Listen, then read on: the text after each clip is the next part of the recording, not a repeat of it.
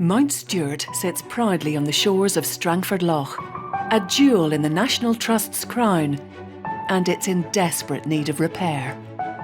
So obviously this is heavily rotted at this end. For the past 3 years, we've had unprecedented access as the National Trust in Northern Ireland has undertaken its most ambitious restoration project ever, to conserve not only the building itself, but its contents, including some of the rarest and most expensive works of art on this island. And all of this while keeping the doors open to the public. This will be a test not only of skill, but of the courage of everyone involved. Slightly nervous, actually. I think it's a huge responsibility, actually. In its time, Mount Stewart has played host to some of the biggest names in history, and it has been home to 7 Marquesses of Londonderry, at one time one of the richest and most powerful families in the United Kingdom. An influential political dynasty that has helped shape modern Europe as we know it. I think this was an outstanding family. It was able to exert influence which most other families could never dream of. Over the next 6 programmes, we will follow the team and their army of conservators and tradesmen as, using methods both old and new, they try to bring this house back to its former glory.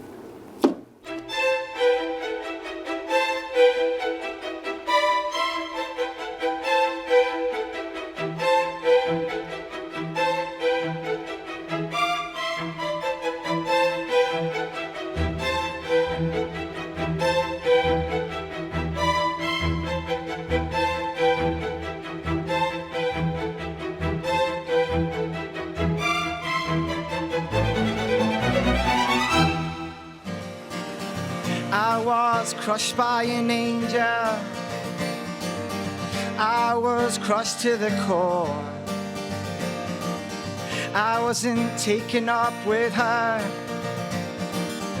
I was flat on the floor.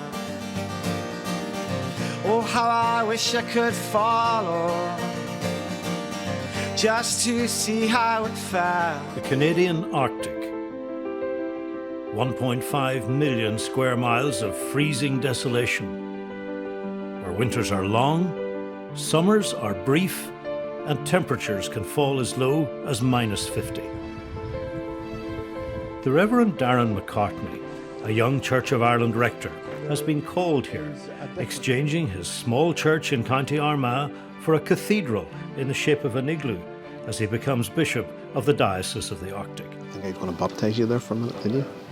The native Inuit, once known as Eskimo, are warm, welcoming, spiritual people with a proud heritage as skilled, resourceful hunters, living in harmony with the land they love.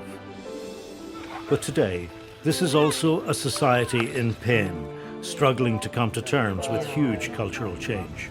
It's like a tsunami has hit the Inuit culture and they're left trying to struggle to stand up. Darren and his wife will have their own challenges to face. 34 communities, and each of those communities I've spent like 2-3 days in. Even today, an Arctic lifestyle is not an easy one. This is no ordinary job. This is a leap of faith.